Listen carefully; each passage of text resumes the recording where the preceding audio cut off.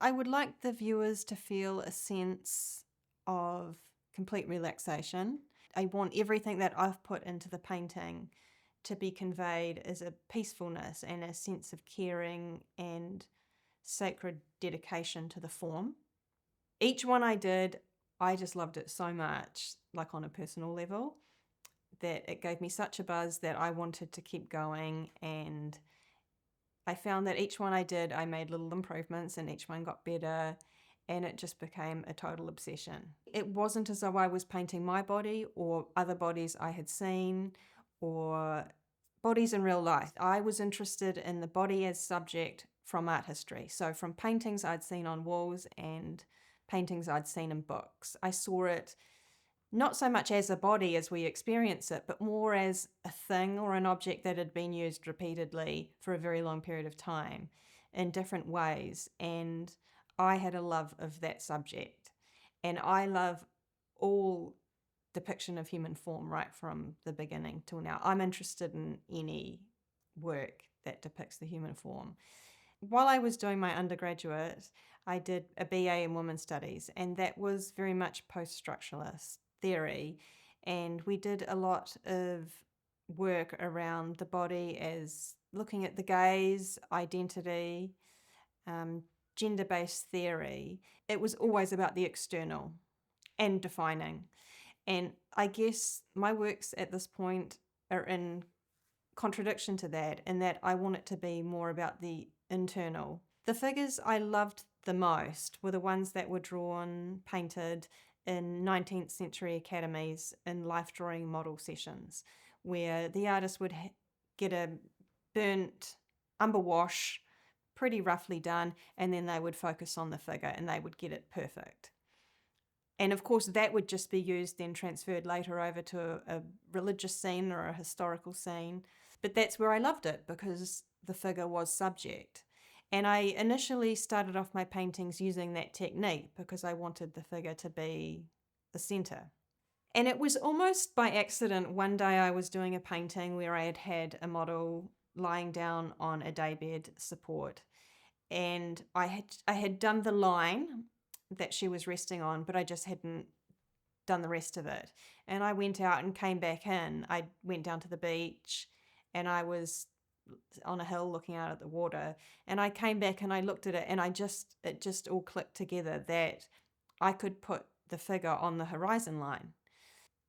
I don't want my figures to be portraits. So they're not about individuals. I will often turn faces away because that instantly makes it a portrait.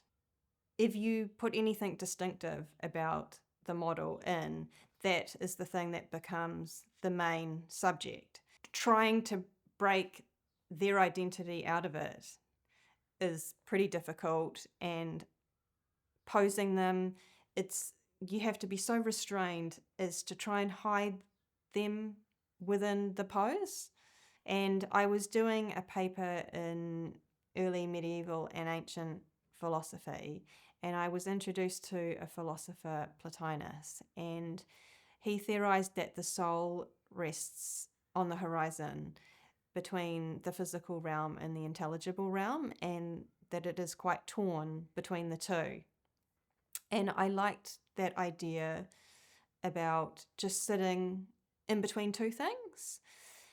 I also sort of think the horizon line represented our desire for knowledge and the truth.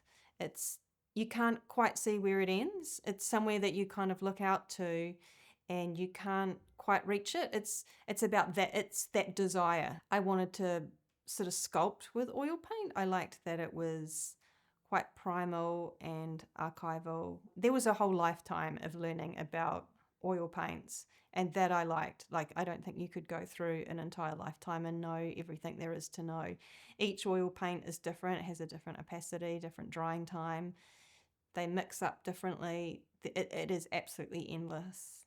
There's always that desire to finish the painting, and the amount of time sometimes I spend on one area is contrary to everything that you feel inside about moving forward and making some progress. But there have been, early on, there were a few days where it's like, I'm just not moving off the spot this week. I'm staying on this. Even when I think it's done, I'm going to go back over and over and over. And it's those times where I've gone, okay, I'm giving up this week to this area.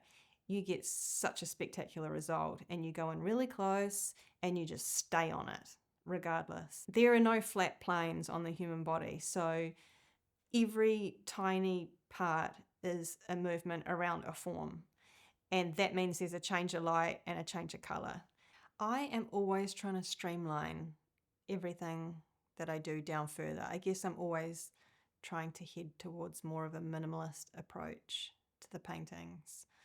If I could make the figure a single line, I would, but I always want to stay true to the figure. So that's a difficulty and a challenge